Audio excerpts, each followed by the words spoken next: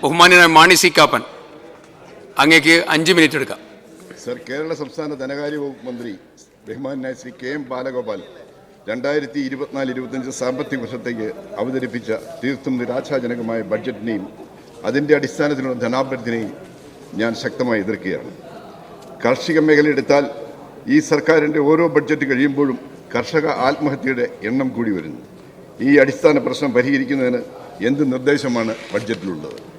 Rubber കർഷകർക്ക് 250 രൂപ അടിസ്ഥാന വില കൊടുക്കും എന്ന മോഹനസുന്ദര വാഗ്ദാനം നൽകി അധികാരത്തിലെത്തിയവർ ബഡ്ജറ്റ് കേവലം 10 രൂപ മാത്രം വർദ്ധിപ്പിച്ച് റബ്ബർ കർഷകരെ പരസ്യമായി അവഹേളിക്കുകയാണ് ചെയ്തിട്ടുള്ളത്.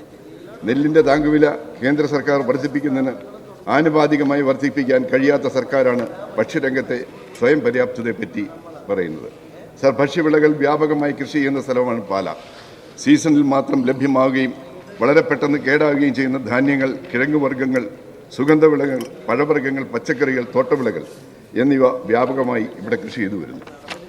ഈ അവസ്ഥ പരിഹരിക്കുന്നതിന് പാലാ കേന്ദ്രമാക്കി ഭക്ഷ്യവിളകൾ സംഭരിച്ച് മൂല്യവർദ്ധിത ഉൽപ്പന്നങ്ങളാക്കി വിപണനം ചെയ്യുന്ന ഒരു കോൾഡ് സ്റ്റോറേജും ഫുഡ് പാർക്കും സ്ഥാപിക്കുന്നതിനുള്ള അതിലൂടെ ഉൽപ്പന്നങ്ങൾക്ക് ന്യായവില ലഭ്യമാക്കുന്നതിനും എല്ലാ സീസണിലും ഉൽപ്പന്നങ്ങൾ ലഭ്യമാക്കുന്നതിനും നിരവധി ആളുകൾക്ക് തൊഴിലവസരം നൽകുന്നതിനും സാധിക്കും.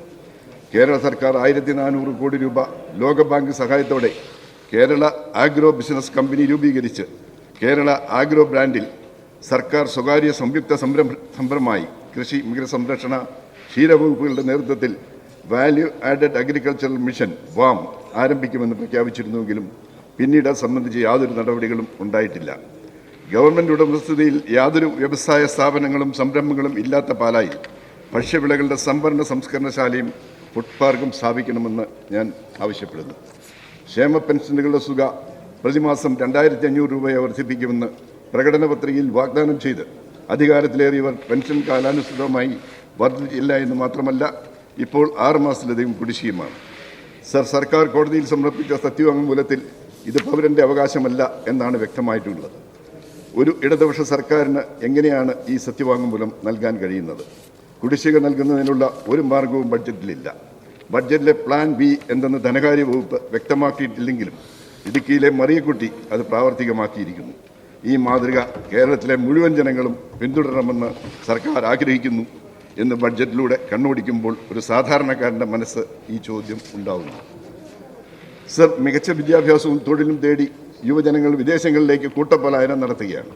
ഫീസിനത്തിലും മറ്റ് ചെലവിനങ്ങളുമായി ഓരോ കുട്ടിയുടെയും മാതാപിതാക്കൾ ലക്ഷക്കണക്കിന് രൂപയാണ് വിദ്യാഭ്യാസത്തിനായി വിദേശങ്ങളിലേക്ക് അയക്കുന്നത്. നമ്മുടെ സംസ്ഥാനത്ത് ഒരേ സമയം മസ്തിഷ്ക ശോഷണവും ധനശോഷണവും സംഭവിച്ചുകൊണ്ടിരിക്കുകയാണ്. ഇത് എത്ര നാൾ കണ്ടില്ലെന്ന് അടയ്ക്കാൻ കഴിയും?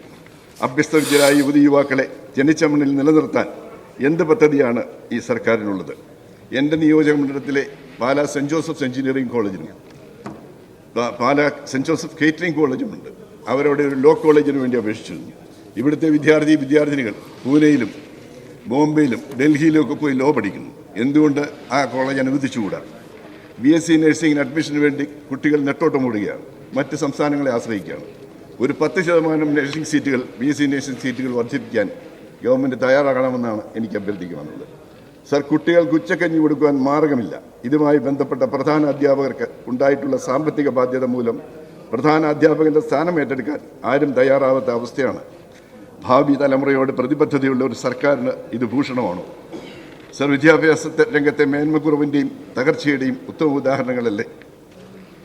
സർ, സാമ്പത്തിക പുരോഗതി ഉണ്ടെങ്കിൽ മാത്രമേ ഏത് സംസ്ഥാനത്തിനും വികസനങ്ങൾ ഉണ്ടാക്കുവാൻ കഴിയൂ.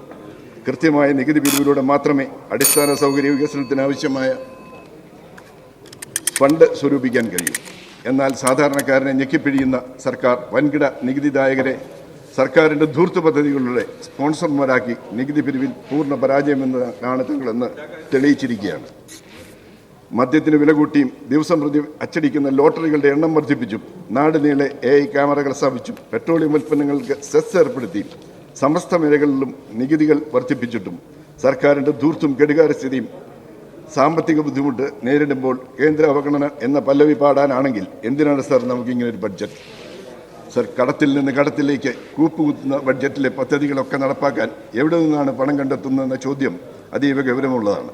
കടം വാങ്ങി കൃഷിയോ വ്യവസായമോ കച്ചവടമോ നടത്തി അതിൽ നിന്നുള്ള ആദായം കൊണ്ട് കടം തിരിച്ചടച്ച് ആസ്തികൾ വർദ്ധിപ്പിക്കുന്നതിന് നാട്ടിലെ സാധാരണക്കാർ ചെയ്യുന്ന കാര്യമാണ്. അത് നാട്ടുനടപ്പാണ്. എന്നാൽ കടം വാങ്ങി ദൂർത്തടിച്ച് പൗരപ്രമുഖർക്ക് വിരുന്ന് നിൽക്കുന്ന ഒരു സർക്കാരിൻ്റെ വികസനത്തെ ചൊല്ലി പറയുന്നതിന് പോലും അർഹതയില്ല. സത്പ്രഖ്യാപനങ്ങൾ ഒരു വഴിക്കും നടപ്പാക്കൽ വേറൊരു വഴിക്കും പോകുന്നത് എക്കാലവും നമ്മൾ കണ്ടുവരുന്നതാണ്. ബഡ്ജറ്റ് പദ്ധതികൾ എത്ര കണ്ട് മുന്നേറിയെന്നും എത്ര പാഴായി എന്നുമുള്ള അവലോകനവും ആത്മപരിശോധനയും നല്ലതാണ്.